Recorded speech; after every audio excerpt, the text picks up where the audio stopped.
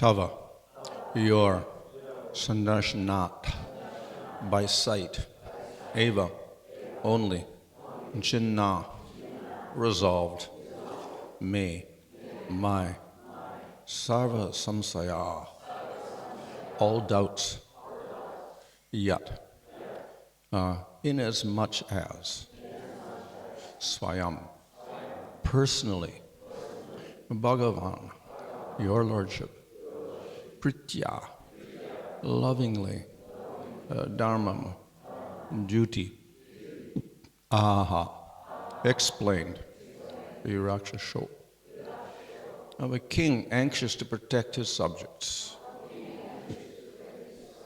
Translation, now I have resolved all my doubts simply by meeting you, for your Lordship has very kindly and clearly explained the duty of a king who desires to protect his subjects. Purport, Manu described herewith the result of seeing a great saintly person. Lord Caitanya says that one should always try to associate with saintly persons, because if one establishes a proper association with a saintly person, even for a moment, one attains all perfection. Somehow or other, if one meets a saintly person and achieves his favor, then the entire mission of one's human life is fulfilled. In our personal experience, we have actual proof of this statement of Manu. Once we had the opportunity to meet Vishnupad Srimad Bhaktisiddhanta Saraswati Goswami Maharaj. And on first sight, he requested this humble self to preach his message in the Western countries. There was no preparation for this, but somehow or other he desired it, and by his grace we are now engaged in executing his order, which has given me a transcendental occupation and has saved and liberated us from the occupation of material activities. Thus, it is actually a fact that if one meets a saintly person completely engaged in transcendental duties and achieves his favor, then one's life mission becomes complete. What is not possible to achieve in thousands of lives can be achieved in one moment if there's an opportunity to meet a saintly person. It is therefore enjoined in Vedic literature that one should always try to associate with saintly persons and try to dissociate oneself from the common man, because by one word of a saintly person, one can be liberated from material entanglement. A saintly person has the power, because of his spiritual advancement, to give immediate liberation to the conditioned soul. Here, Manu admits that all his doubts are now over because Caritamrita has very kindly described the different duties of individual souls. So here it talks about seeing. By seeing you, all my doubts have been destroyed. Of course, just seeing a devotee is very wonderful and it's purifying. Even more important, of course, is to hear from the devotees. Through that we get knowledge and inspiration to perform devotional service. Here, of course, that mentions Dharma. So there's talk about, the duties of a king in ruling his citizens. But we also have the highest Dharma, which is, or the Paro Dharma, which is bhakti. So that's the ultimate subject of discussion among a devotee and people of this world. Now, as we know, association is very powerful. It is glorified in the Srimad Bhagavatam, it's glorified in Caitanya Caritamrita. Is a very powerful instrument for developing our devotion. And Prabhupada here gives his own example of how he met Bhaktisiddhanta Saraswati Thakur. And in that first conversation, and then Bhaktisiddhanta Saraswati said, "Oh, it's good if you preach to the English-speaking public." Just gave that order. He didn't know his details, didn't know his history or anything. And he was new. He just came there, invited by a friend. He came to this meeting in Calcutta, and he gave him this instruction.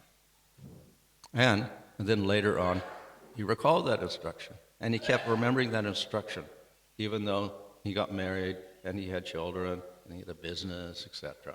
He was always remembering that instruction. And then finally, his business failed, and again he remembered the instruction. So therefore, he gave up everything, and he devoted himself fully to the preaching work. And then he was preaching in India.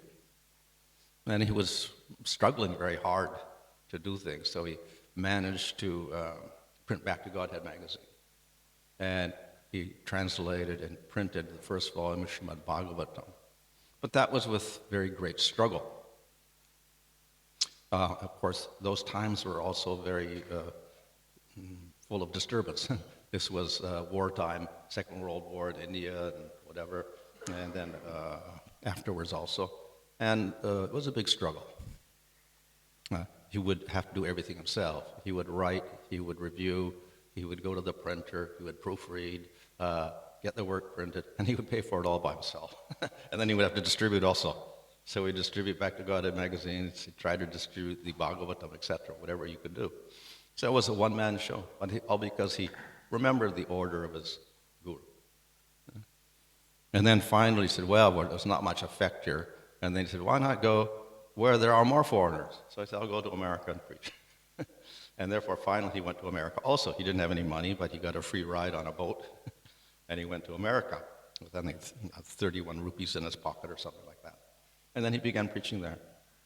And then he, later on, when he was successful there, then he said, well, this is the reason why I remembered the order and instruction of my spiritual master.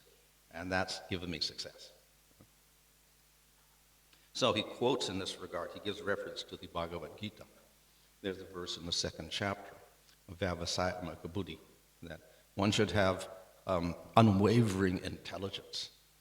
In other words, we should think of only the Supreme Lord and try to do everything for the Lord and not be diverted by worship of devatas or anybody else. So one should concentrate on that. But in the purport of Vishnu Chakravarti Thakur mentions that so you have to have this unwavering intelligence, and you should follow the instruction of Guru as if it were a life-sustaining medicine. So sometimes we see, even in the modern world, that people are sick, they may have diabetes or liver problems or whatever, and so they're advised by the doctor to take medicine. Sometimes people don't want to take medicine. The doctor will say, you have to take the medicine, if you don't take it, you're going to die. So then the person, he's obligated to keep taking the medicine for the rest of his life and fearing that he will die. So the instruction of the spiritual master is like that. You just take it and take it and take it in order to maintain your spiritual life. And if you stop taking it, your spiritual life is dead. So that's the idea. So in that sense, Vishnu Chakravarti Thakur is saying that we really have to dedicate ourselves to following the order. Of course, Guru could give many orders like sweep the floor or wash the dishes or whatever, or chant the holy name. In this case, Bhaktisiddhanta Saraswati Thakur said preach to the English-speaking public. So it's preaching, and preaching especially in the modern age to modern people in other languages. So that's why he dedicated a lot of time to translating everything into English. So, of course, ultimately, Vishnu Chakravarti says the real ultimate order is to serve the feet of Radha and Krishna. In other words, the ultimate order, whatever every order the Guru gives, is ultimately how to engage a disciple in devotional service properly so that you can attain prema for Radha and Krishna. So somehow or other, all these different orders are meant for that. If their orders are meant for something else, they're not the proper order. So if the Guru orders you go out and make some money so I can get some money so I can enjoy, that's not a proper order. So it has to be something very connected with the mission of Caitanya Mahaprabhu and Krishna. And then it is a valid order. So the order is very important. The instruction is very important. Sometimes, of course, the guru may not give a particular order other than you study the scriptures and become a great devotee. So even that's a good order, because we have to learn to become a proper devotee. So becoming a devotee, and then if you take a guru, the idea isn't that when I take a guru, automatically then suddenly I'm different and I'm delivered, like, getting baptism or something at the church, and suddenly you're saved. So it doesn't mean that.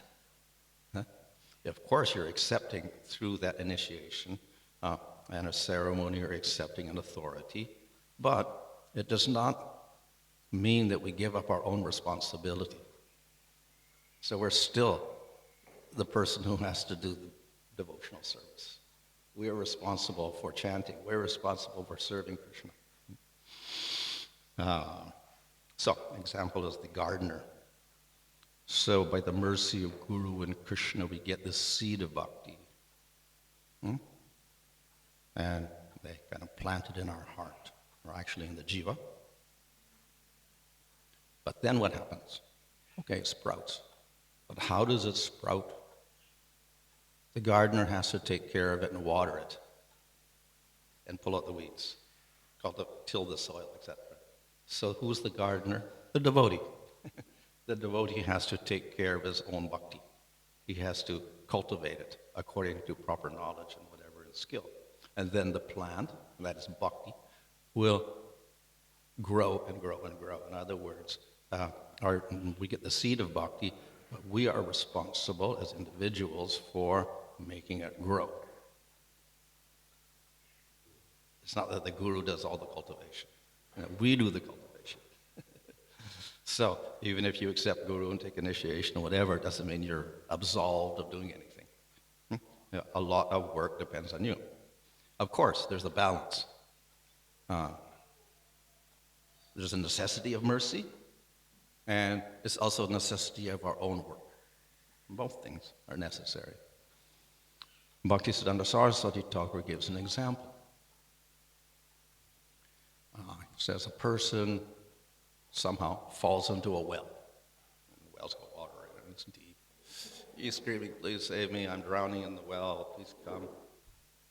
So a person comes along and looks at him, drowning in the well. So then he thinks, okay, I will save the person. So then he gets a rope, puts the rope down, and tells the person, please hold on to the rope and I'll pull you out.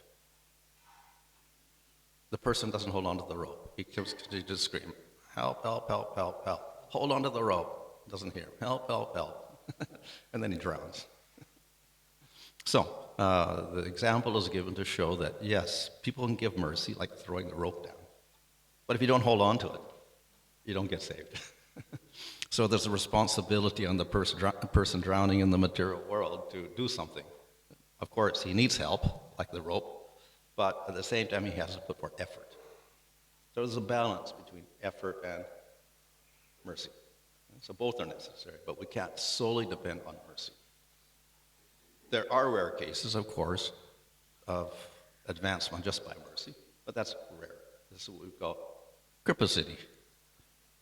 So Narada Muni may bless somebody or just come visit with somebody, touch them or whatever, and suddenly they develop prema or something like that. But that's very rare, very rare. The Lord can do that, and very, very great devotees can do that, but very rare. So the usual process is, yes, we get mercy, but we also have to work. We have a responsibility to do the work. Of course, to do the work, we have to have proper knowledge. So a gardener who's gardening a rare plant, some rare plant, he has to know exactly the amount of water to give, what type of fertilizer is good, whatever, how much sunlight the plant should get. If he gives the wrong amount, then the plant withers and dies. So an expert gardener will get the knowledge so he can grow the plant properly. So bhakti is also like a rare plant. And you can't just do anything with it and expect it to grow. Of course, it's a very special plant. Even if you've neglected it, it does something, but it doesn't do much. So if we really want plant to grow properly and get proper flowers and fruit, then there's a certain system for doing that. In other words, there's a certain knowledge we need to cultivate bhakti properly. If we do other types of bhakti, in other words, we're not so knowledgeable or intelligent, we can water the plant this way and that way and do all sorts of things. And it may grow. But it may not give flowers. It may not give fruit. It may give the flowers, but it may not give the fruit even. Or if it gives fruit, it gives bitter fruit, or fruit with big seeds and whatever, or very little fruit. So we have to, if we want to get the proper result, which is Krishna Prema, then we do have to have some knowledge by which we cultivate nicely. That's also our responsibility. We don't think I got guru, now I got all the knowledge. We've got to strive for that knowledge also. So effort is needed on part of the devotee, as well as getting mercy. Of course, there's an interesting story in the Vedanta Sutras, taken from Upanishads. Which is more prominent, effort or mercy? Of course, generally we say both are necessary. But there, the conclusion is a little bit, it's interesting. So there was a guru, household guru, in Vedic times, living in his ashrama, and he had students who he taught them the Vedas. And so that's the general function of the guru in ancient times. He would teach the Vedas. So there were students there, brahmacharis, and for some years, the guru was teaching Vedas, how to chant properly. They would memorize, they would learn the meaning, they would learn how to employ those mantras in sacrifices properly. So everything has to be done exactly, otherwise the mantras are useless and the sacrifices are useless. And learn everything exactly. So after some years, they had learned enough, so they got their degrees, so to speak. They graduated. Okay, you're qualified to be a priest. You're qualified to teach Vedas to other people. So then, most of them went home. And then they got married, had children, and were teaching Vedas to others. One student did not go home. He stayed with the guru. And he was thinking, the guru was taught, but he has not taught everything. He has some higher knowledge, some secret knowledge he's not giving out. And I know that. So he stayed with the guru for some years, very humble, serving very nicely. And the wife of the guru, she was compassionate to the disciples and told the guru, you give him that knowledge, he wants knowledge, and he's been serving you for so many years, all by himself, with great austerity, so please give him the knowledge. And the guru, the husband, said, yes, I will give it to him sometime. So years went on like this, and the student was struggling, serving, and whatever, and asking, when is he going to give the knowledge or whatever? So then, the king sent a message to that guru in the ashram. You have to come to the city to do some yajna, sacrifices, etc. So then the guru told the disciple, okay, I'm going for some time, a few days or a few weeks. In the meantime, you have to stay here, and you have to take care of the fires, because every day it was a duty of the disciple to put oblations into the fire with mantras into the worship, and the fire had to keep, it was lit all the time, so he had to keep doing the sacrifice every day. So he entrusted all the fires to the disciple.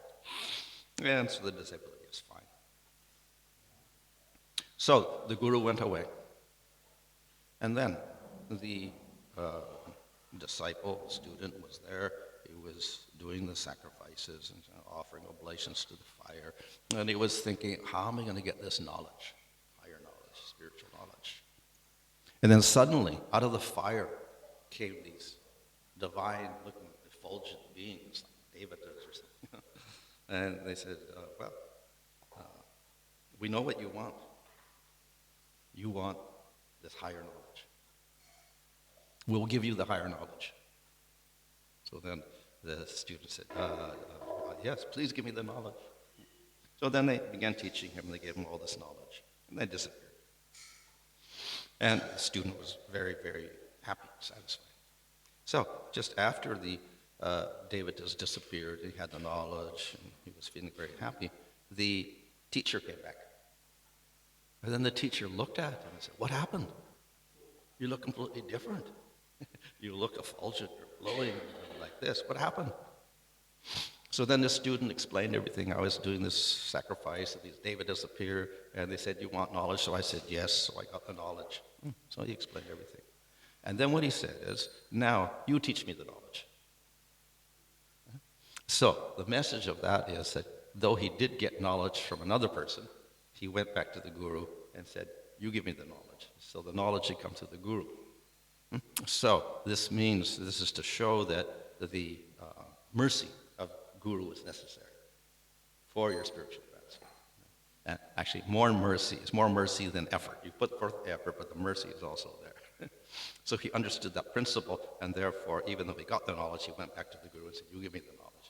I have to get your mercy as well." And then, of course, the guru gave him the knowledge again. So in any case, mercy is definitely there. And in this case, more mercy is necessary. We did more on mercy. And at the same time, we put forth our effort. So it's a combination, basically. But in this case, Brahma Sutra says, more mercy. So even if you have less effort, you can survive by the mercy of Guru. So therefore, we have the Bhagavatam is a series of conversations. And here's the conversation between Cardama and Manu. The beginning of Bhagavatam begins with a conversation there in the Naimisaranya forest between the sages and their guru. And then within that, there's conversations between Narada Muni and Vedavyas. So there's various conversations. And then the final conversation at the end of the first canto was a conversation that starts between Sukadeva Goswami and Parikshit Maharaj. Parikshit asks a question, Sukadeva answers. And then within that conversation, we have other conversations like this one, or we have conversations between Brahma and Supreme Lord, or conversations between Maitreya and Vidura, all sorts of conversations. So, in other words, people are getting knowledge by going to another person and getting the instructions. So this was the system of receiving knowledge, not material knowledge, but spiritual knowledge. This was the traditional system. And of course, if we go further back into the Vedas and Upanishads, we see there, the method was someone comes to the Acharya and asks questions, and then the Acharya will give answers. So it's always this exchange between one person and another. One person has knowledge, he gives that knowledge to another person. So that's the mercy. He's giving them proper knowledge. So it was an exchange between two people. And this was the system, and this system turns into what we call a parampara, a succession of teacher, student, teacher, student, teacher, student, like that. And so we can trace a parampara that way, a line of teachings which is preserved, or a line of mercy, we can say, that is preserved. So we can trace a parampara through teachings. There's another system, tracing a line through mantra. The guru gives a mantra to the disciple, secret mantra. And the disciple has a mantra, secret, then he will give it to his disciple. And then that disciple will take one, give it to another one. So that's called a diksha, parampara, passing on the knowledge through a mantra. So that's what we call a pancharatric system, a system used often in deity worship, because those mantras are to be used when we worship the deity. So that's a diksha parampara. So we have these different ways of tracing the knowledge coming through a mantra, or knowledge coming through general knowledge, or knowledge of Bhagavatam and Bhagavad Gita, etc. being passed down. So it's a shiksha parampara. And both are valid. Both are scriptural. Most of the Bhagavatam is by teaching only, not by mantra. So therefore it's largely a shiksha succession, which is illustrated in Srimad Bhagavatam. So both are important. Bhaktisiddhanta Saraswati Thakur, though he did give diksha, receive diksha, he gave diksha, etc., giving mantra, emphasized the shiksha line. So if you look at our Bhagavad Gita, we have a parampara there, succession. But it's actually a shiksha line, not a diksha line. It is based on teachings, not upon who gave mantra. So anyway, the mantra and the teachings are given by the guru to the disciple. And this way we get a succession of knowledge going on. But then the question will come. Of course, the knowledge is there. And the knowledge, of course, is knowledge of Scripture. So we don't just have our own concocted knowledge, knowledge of material subjects. That's not what we're passing on. We're passing on knowledge of Scripture. But then Scripture itself is subject to interpretation. And different people, even wise persons, sages, will have completely opposite meanings to the same text. So there's a difficulty in Scripture. We're passing on Scripture, but then what Scripture is one thing, and then what interpretation of that Scripture is the next thing, because you could interpret in so many ways. So the system of one person teaching another the Scripture guarantees that whatever the understanding of the teacher was is going to be passed to the disciple. Not he's going to invent his new meaning. So in other words, we get the Scripture with the proper meaning according to the teacher or the acharya. So that was the system. In ancient times, it was the only system that went on personal teaching. And that's what we see in Bhagavatam also. In the modern world, of course, we've got some nice inventions. I guess they're nice. We have conveniences like printed books. In ancient times, they didn't have printing presses and whatever, or at least they didn't use them, so it was basically an oral tradition. And they didn't have tape recorders and things like that also, or mechanisms to record sound and voices, etc. So it was basically person-to-person transmission, one person. That's how Bhagavatam, the Vedas, etc. That was the system. But with the modern world, we do have inventions to help us. So in Europe, they had the printing press. In India, they didn't have printing press. They had palm leaf, and you write on the palm leaf. That was the book. So it was a very slow process. So written knowledge was very rare in some library of a king, perhaps. But with the printing press, that same knowledge of Scripture, etc., became public. And that happened in India also. So then when the British came, then they had printing presses, and they started printing all the Scriptures and the Vedas and the Puranas and everything like that. And it was widely available to everybody. So this increased the, let's say, exposure to Scriptures and even commentaries of acharyas, etc. However, we do need the proper meaning of it. So you can print all the Vedas and give it out to the public or whatever. You're not supposed to do that, actually, because the Vedas should only be revealed by the guru to the disciple, and if you read it, it's considered useless. So it has to be directly done by the guru, and he has to explain it properly. But with the printing press, everybody can read anything. It's very public, no restrictions at all. What is the benefit? In the absolute sense, probably not much benefit. Yes, they know the words of the Vedas, but they're not going to know the meaning. They're not going to know the function of the mantras, etc. They're not going to know the proper conclusion unless they get someone who does know the Vedas and gives them what the really meaning is, because they said you can interpret it any way you want to. So we do have to, even if we have widely available knowledge in the printed medium, still we do need someone to explain it. So that also has been taken care of to some degree. So even in Lord Chaitanya's time. Before that also, because there was this problem of interpretation and differing interpretations, the teachers began writing commentaries. So it means this. So there's commentaries on Brahma Sutra, commentaries on Mahabharata, commentaries on Bhagavatam, etc. So acharyas began writing commentaries to explain it doesn't mean this, it means this. So we accept a certain acharya at his commentary, that means we're following in his particular line. So along with the work, we also have a commentary, so that saves us from interpreting on our own. And this way we can trace our from also that we're getting through the knowledge of the acharya's commentaries. So Srila Prabhupada did the same thing.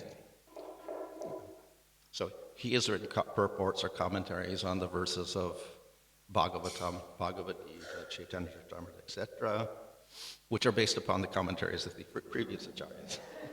So in this way we get the meaning preserved again. So this is also good. So then we could say, well, then parampara means I just have to read the book. Just have to read the Bhagavatam of Prabhupada's commentary or read the commentaries of Jiva Goswami, etc. Then I'm in the parampara. Yes, in one sense, yes.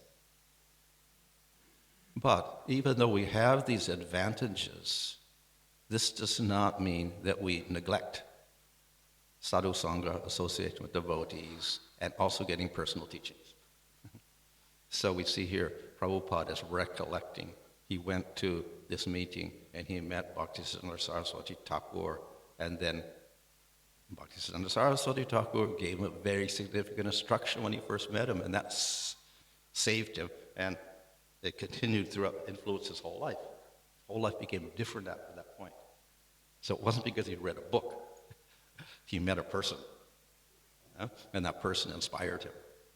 So we can have books also, and we can't neglect the value of books. They do have influence. Also, we can also not neglect the influence of a person, a direct person or association. That's also there. And both are there. Now, there's so many stories about persons who just happen to pick up a book somehow, and they read it, and then they start practicing bhakti. And nobody knew they were doing bhakti, even they didn't know any devotees were around or anything. They just got a book, and they started reading it, and then they started practicing. So that happens.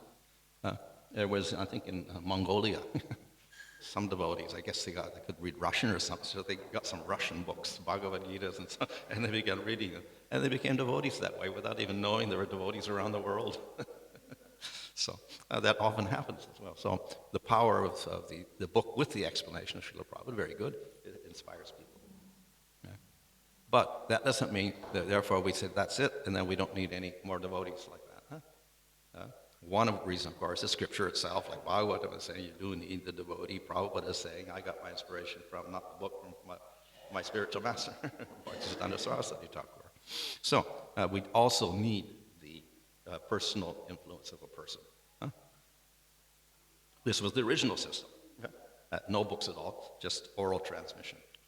In spite of the fact that they had it recorded in palm leaf manuscripts, etc. Still, emphasis was upon the oral tradition or person-to-person communication. So though we have many advantages now, not only have books and commentaries, etc., it is so widely publicized over internet. You can get anything on internet, any commentary or whatever on internet, so nothing is secret anymore. There's no secret knowledge in one sense. Still, even if we have that, we also do have that personal association somehow or other. Yeah? And therefore, we continue the same system which was there previously. Yeah? And even if we get more inventions and we end up now with books in the future, we have some, 3D reality thing. You stick on your glasses and you can enter into the Bhagavatam that way. Maybe we'll have 3D books in the future. And you don't have to read it. The knowledge kind of just goes into your brain. Even if you get that, still, that does not negate the presence of a person to give teachings. There's always going to be, of course, apart from giving inspiration, personal inspiration, which happens in person more than indirectly. Also, there's always doubts, as we see there were doubts. Manu had doubts, which were cut completely by presence of Cardamom, the sage. So we have two things there. One is everybody has their personal doubts, their personal questions.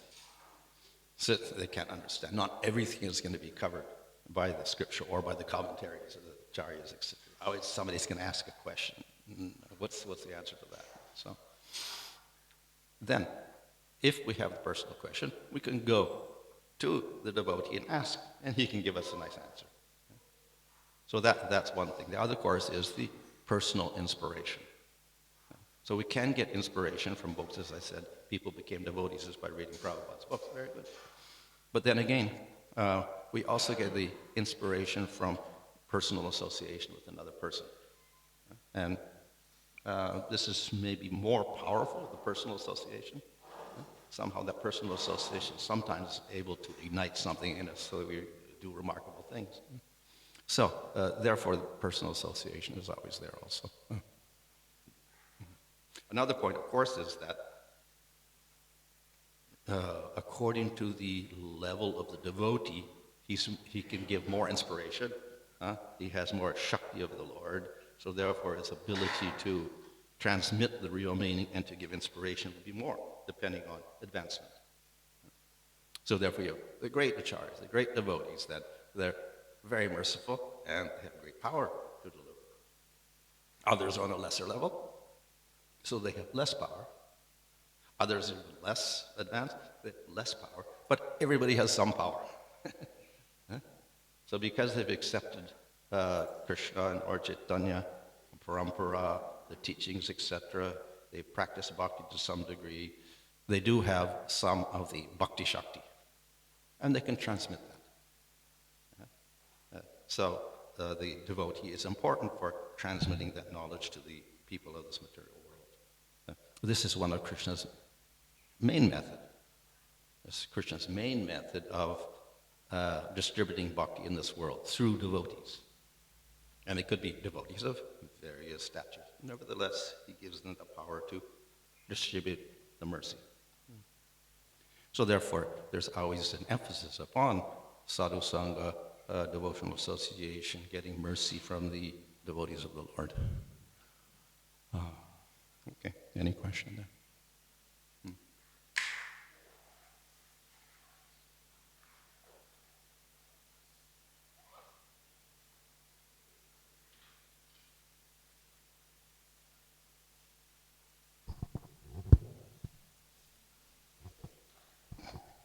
Thanks for class, Raj. So we hear that Shabda Praman is the topmost evidence coming from the Vedas. So the Vedas says Krishna is the Supreme Personality Godhead, basically because the Vedas says so. Mm-hmm. So why is that not circular reason, that argument? Why isn't it circular reasoning, that argument? Like someone could say, well, this is... I can't accept that because that's simply circular reasoning. Yeah, you're saying it because the book says it. Yeah. And we don't believe the book. Yeah. So yes, in one sense, circular reasoning. And the answer, of course, is that the scripture will only be valid if you have faith in it. Mm-hmm. Once you have the faith, then it's an authority, and you don't question it. Okay. Just as in school, you will accept a university as a valid place to get knowledge, not some house in the corner that somebody says university on it. It's a university recognized by the government, and they got people there who are professors from MIT or Harvard or Yale or something, and they're teaching there. And it's recognized by people who go there, they testify. So then that's an authorized place of knowledge. Mm-hmm. So if you have faith in that, then you'll go there and you don't question.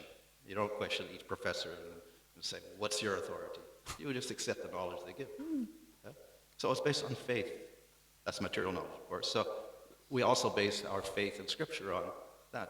If we accept it, then we don't question it. So therefore, you could accept the Bible, fine. That's it. The Bible is your authority.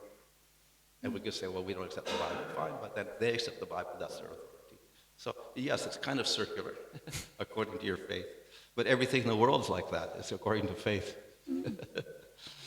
At a certain point, we do have to, draw the line. So, The only point, of course, is that with our objective intelligence, unprejudiced intelligence, we can examine Scripture and see if at least it makes common sense. If it doesn't make any sense at all, then you wouldn't even get any faith in it. So our faith shouldn't be blind. It should be based on a little bit of common sense, that this makes sense to me. So we go to a Scripture, and then we ask a question, nobody can answer it, the Scripture's not going to answer. Then we may not have faith because of that. So the authority, we believe it because of faith, but the faith also is not just blind faith and I'll accept that Scripture and don't even read it, but I have faith in it, so I just follow it. That's called blind faith. So we do have to have intelligence. And then we read, and then we can question, and we should find an answer. If we don't find answers, then we go to the devotee, ask him. If you can't give an answer, then we're going to have a real question. We may not have faith anymore.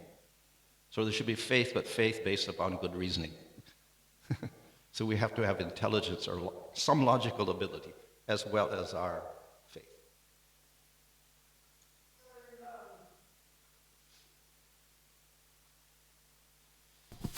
In Caitanya and Caritamrita, when Lord Caitanya first met Sarvabhauma Bhattacharya, and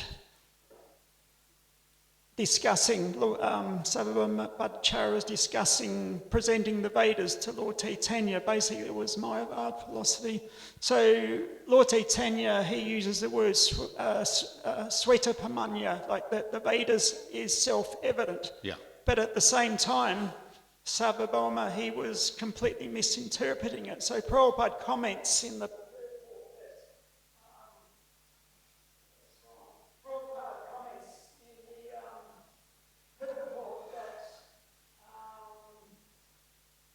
sometimes the Vedas can be misinterpreted, so therefore the higher authority is the pure devotee of the Acharya. Yeah. So, I'm just wondering, If it's self-evident, why do we need anybody? Why would it get interpreted? In other words, yeah. Well, self-evident there means, or swaprakasha, etc. These terms are used to indicate that it does not depend upon material intelligence, and in fact, it also means eternal. So Krishna himself is self-manifest, and nobody creates Krishna. Nobody is his cause. So similarly, spiritual knowledge, the Vedas or even Puranas, are ultimately self-manifesting in the sense they're eternal. Principles are eternal. The words may change somewhat, but the principles are always eternal. And they're also non-different from the Lord. So in that sense, they're independent of everything in the material world, and they're eternal. So that's what the Swaprakash means. Yeah. So we can take the Vedas or the Puranas or whatever, which are self-manifesting, eternal, and perfect, but because we have imperfect minds, imperfect intelligence, subject to prejudices, we can get different meanings out of it. So we have, in India, the people who accept the Vedas, they're called Astika, or theistic. So at least they got some status as accepting the Vedas. But then they interpret it completely different. So we have Karma Mimamsakas, Sankhya philosophers, Kannada's philosophy of Vaisheshika, we have the yoga philosophy of Patanjali, we have the Nyaya, logic of Gautama, and then we have Vedanta. So we have the 6 darshanas, all based upon Vedas, but with completely different conclusions. So in other words, you could take the self-manifesting Vedas and you can give opposite meanings to it. So 2 of those are completely atheistic. No God. Karma Mimamsa doesn't believe in an absolute God. Sankhya, Kapila Sankhya doesn't believe in a God also. Only jiva and matter. So we can, the others are impersonal God. So only in Vedanta, in only part of Vedanta, that is the Vaishnava Vedanta, we get Bhagavan. And in the other Vedanta, Shankara, we get impersonal. So one scripture which is perfect can be interpreted according to different people, according to their system of logic and intelligence, etc. So that's the problem in the material world. Even if we have something perfect, you can misinterpret it and get something different. So I guess there, in one sense, the Acharya coming down Parampara is you could say the ultimate authority, because they're the most authorized to present Vedic understanding. Of course, then you may have faith in the other parampara, Shankar's parampara or somebody else's parampara, because they also are very intelligent, so they can also use logic very nicely. So you may be convinced by that logic instead. So ultimately, you do have to be a little intelligent plus whatever, have that intrinsic faith in God so that you would choose Vaishnava over Shankar, etc. So there is an element of faith in any case. Thank you. And because the other aspect of faith is not just that you look at it intelligently, but due to mercy of devotees in previous lifetimes, you develop that faith.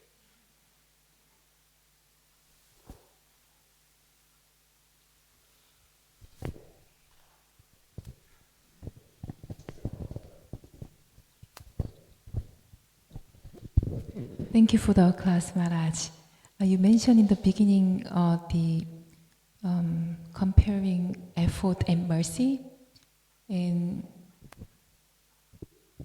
also we should take our effort to attain the mercy, and also we should have knowledge as well. Yeah.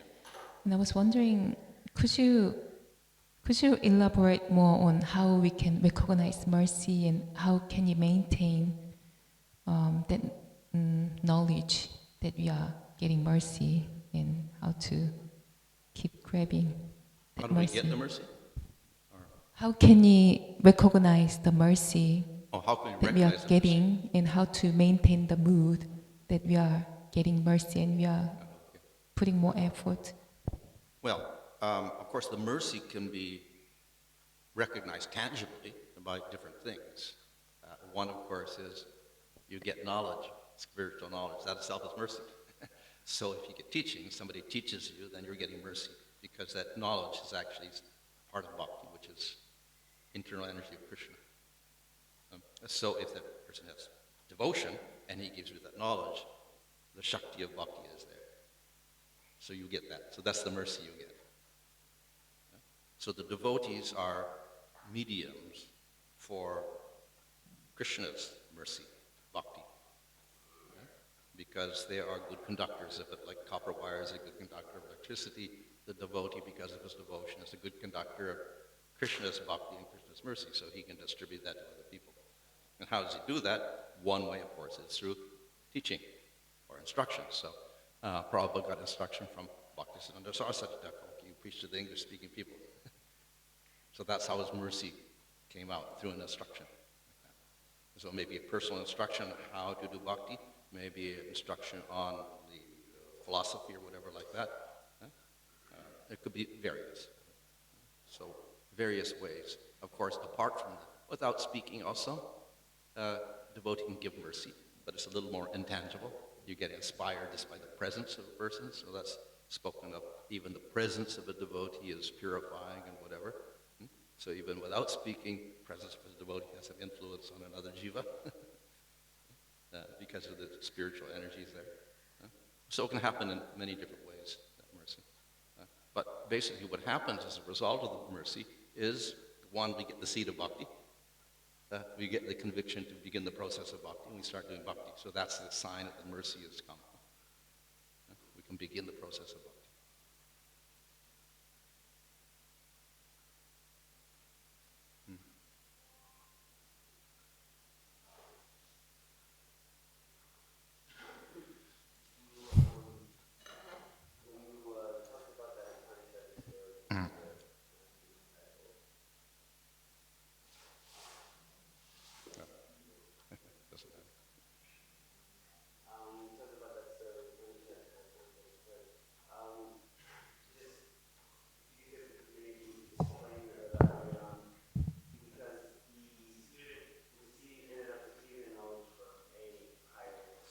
Yeah, mercy. So was it mainly, you say etiquette, then you went back to the Yeah. guru and asked him for that, because if not, the knowledge would not be retained or not realized? Yeah. So the etiquette is we have accepted someone as the authority. We may have other authorities also, but if that's our main authority, then we channel all the mercy or the knowledge to that person. So it is also said that we could have one Diksha Guru, we have many Shiksha Gurus, but then you take permission from that Diksha Guru to get these other gurus, and then you take that knowledge that you get, bring it back to the Guru and ask him, is this the right knowledge? And you confirm that knowledge again. So it's like a system of, confirmation of the correct knowledge or whatever, like that. So that way the significance of the original Guru is not, nullified or whatever.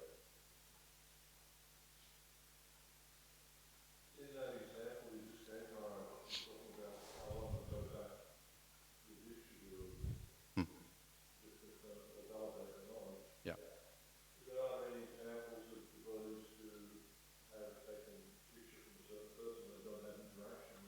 Yeah.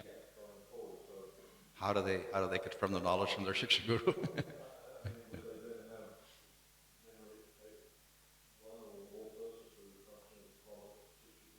Yeah. So of course, this type of rule was there in former times because they didn't have complex organizations with standardized knowledge and recognized people who were in the parampara, etc. So you just go to somebody and then who is he? So then you have to confirm with the Guru, okay, he's bona fide. I know through this person or that person that he actually is coming in this parampara, so it's okay. You can take knowledge from him. So you get approval because there was a little bit of ambiguity there, who's got the proper knowledge. So nowadays, like in ISKCON, there's not such a problem because everybody is going to read Prabhupada's book, so hopefully they're going to repeat the same message. They're not going to have deviant philosophy or whatever. So such a rule is not so much necessary in one sense. Still, of course, we should give respect to the Diksha Guru and not just say, okay, I don't care about him anymore. We should give proper respect. So that's one way of doing it. But, of course, if he's not available or whatever, is not responding, whatever, what can we do? So therefore, we may rely more on Shiksha Gurus than on the Diksha Guru. And of course, traditionally, of course, there is a respect given to the Diksha Guru. But with Bhaktisiddhanta Saraswati Thakur, he also emphasized the Shiksha more than the Diksha. So therefore, in ISKCON also, we can maybe go in that direction instead of overemphasizing the dependence on the Diksha Guru. We can also put more emphasis on the Shiksha Guru, so that would make it less obligatory to go take everything through the Diksha Guru. Okay, I think that's time.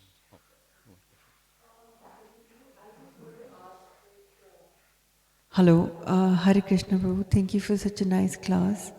I just wanted to ask that in the class you said that when we receive Diksha, so the Guru gives you like a special mantra. So sometimes because it's coming from the top, it's a little bit of secret mantra. So does everybody like gets a secret mantra? Like we do the Hare Krishna Mahamantra. Yeah. So it's not Hare Krishna mantra, that's not secret. Okay. When we get called second initiation, you get a secret mantra then. So that's the Diksha mantra. Oh, in the second? Yeah. Not in the first one? Okay, bro, thank you. Okay. Hare Krishna.